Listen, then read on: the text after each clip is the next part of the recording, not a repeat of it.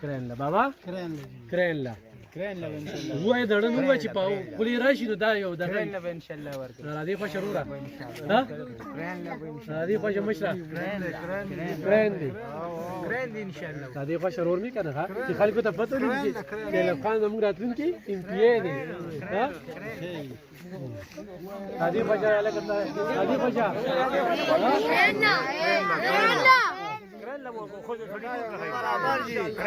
ان شاء الله کرینلا ورته خیر پاکتونکو سلامونه کوم علم خان شیرپوی ما کیمرامین ناصر یاسر خان دی بلکې د ستاسو د پی کې 65 راتلونکي منتخب ام پی ای ما او دغه شانتي د اینې 25 امیدوار یم ګران کتونکو شپه ده کمپاین کې ګرځو چرته چې څوک سیکي راځي چې تاسو ته وایم چې ام پی ای ما نو زه چرته چاته وایم نه چې زه دې کلي ته راځم اچانک په یو کلي باندې ور روان شو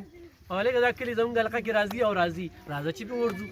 نو چلته کې ورشو نو دې خلکو دې مینې ته وګوره دې کې به د هرې پاټۍ خلک کوي ولکه ووټ به چا لئ دا په دې شپه کې الله سره وعده کوي چې د حضور صلی الله علیه وسلم عاشقانو له به ووټ ورکوو چاله دي کرینلا وروره کرینلا بابا کرینلا کرینلا ان شاء الله وای دړه نو چې پاو خولي راشي نو دا یو دغه کرینلا ان شاء الله ورته را دي خوش رورا ها کرینلا را دي خوش مشرا کرینلا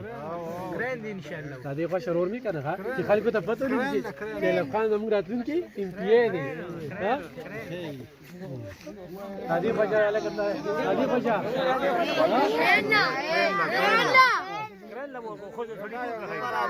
کرینلا ان شاء الله کرینلا ورته خیر کرینلا بوت ورته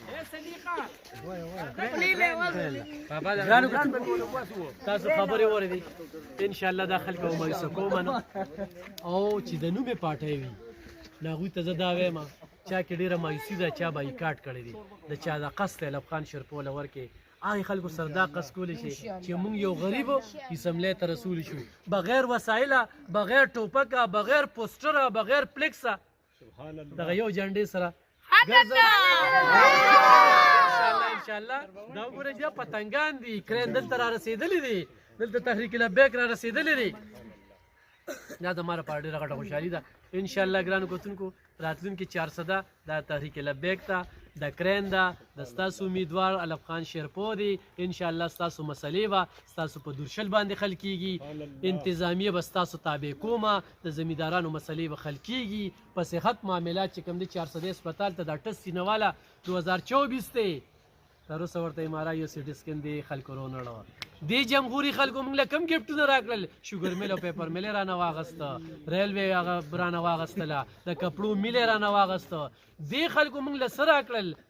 بیچوګان هم بد حال دی دغه شانتې چې کم دی د سکولونو هم بد حال دی لارې کوڅې خرابې دي ټیمې چې کماله په خساره کې ده